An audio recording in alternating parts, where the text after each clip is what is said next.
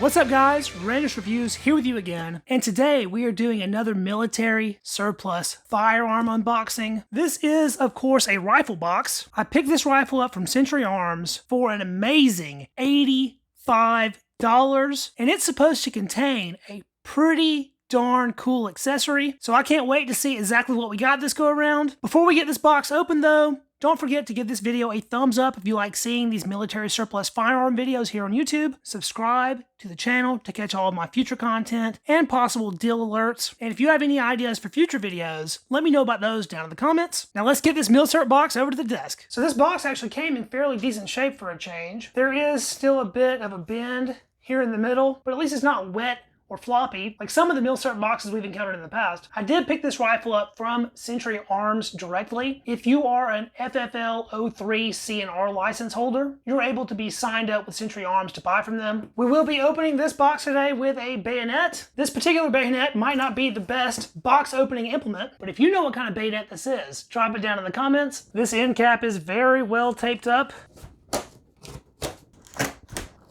I think we're done with this guy.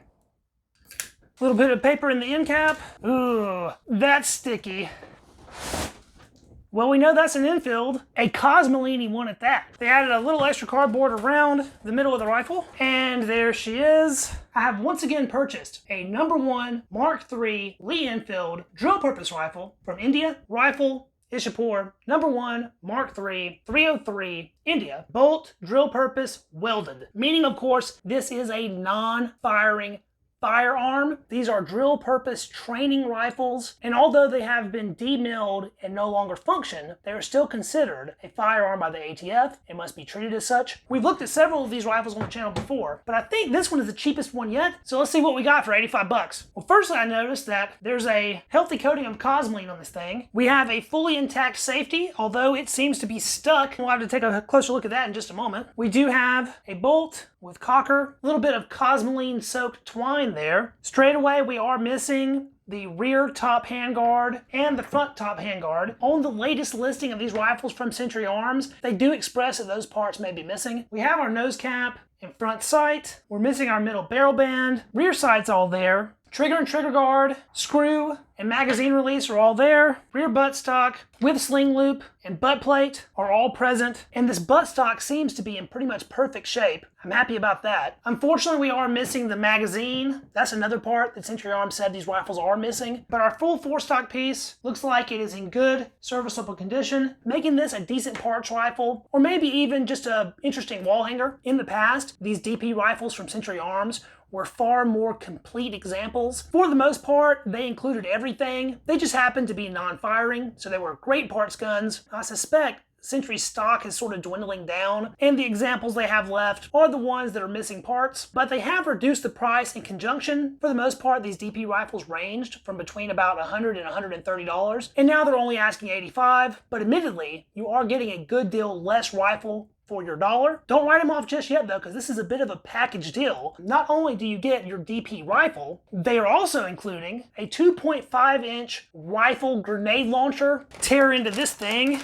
This is really the reason that I made this purchase. If I'm reading this correct, it looks like that was made by Components Ltd. in Birmingham. I suppose that would make this particular grenade launcher of English manufacture. These launchers are purpose-made for the No.1 rifle, allowing it, of course, to fire rifle grenades. After unscrewing these two latches a bit, you can fit them into the recesses of the No.1 nose cap and then retighten, and it locks right into place on the end of the rifle there. Previously, I did not have a grenade launcher for the No.1 rifle in my inventory, and so when I saw these pop up on Century's site, I could not help myself but ordering one. So this whole package, launcher and rifle, was $85. I have seen these launchers by themselves go for $100. And so in my mind, it's pretty safe to say that even though the DP rifle you're getting is in really rough condition, this is still a pretty good deal if you're a collector of Milsurp items. Now let's see if we can't disengage that safety. I figure we started out pretty simple and just try to tap it with a mallet. And unfortunately, that seems to be doing absolutely nothing. For it to be so locked up like that, I suspect that perhaps it was assembled incorrectly. So let's try to take it apart here. This screw head is in really bad condition. I changed up my bit a little bit, and I have managed to get this thing to turn.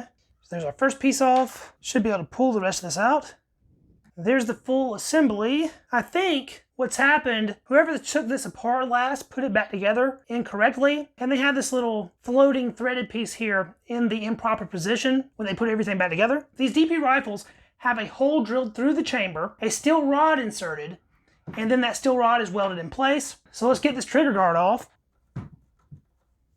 Next, we'll get that trigger guard screw. All right, now we should be able to pull this trigger guard out. Now it will be stuck in place pretty good due to all that cosmoline. I'll put the shaft of the screwdriver through there and then tap it vertically with the mallet.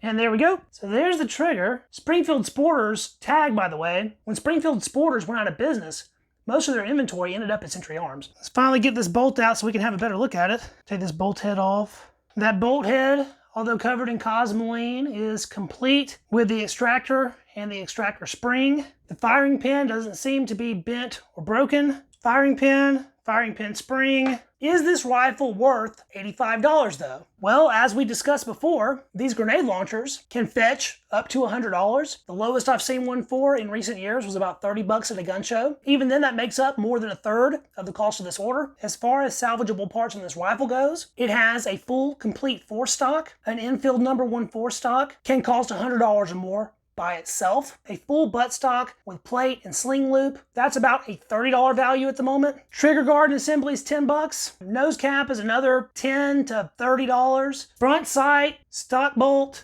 and it came with a complete safety assembly, something that is not guaranteed with these rifles. So if we part everything out, without a doubt, it is worth 85 bucks, and I wouldn't hesitate one bit to buy another one at that price. It's unfortunate that you can't do a complete No.1 rifle restoration with these anymore, now that they are missing the handguards, but there are a lot of great parts still in these rifles. By the way, this particular example is a rifle factory Ishapur, dated 1959. And that about does it for this one. If you enjoyed this video, don't forget to hit that thumbs up button to help it out with the algorithm. Subscribe to the channel to catch more content like this in the future. And drop me a comment letting me know what you thought of the video and whether or not you think it's worth buying one of these DP rifles. Now I'm about ready to wash my hands.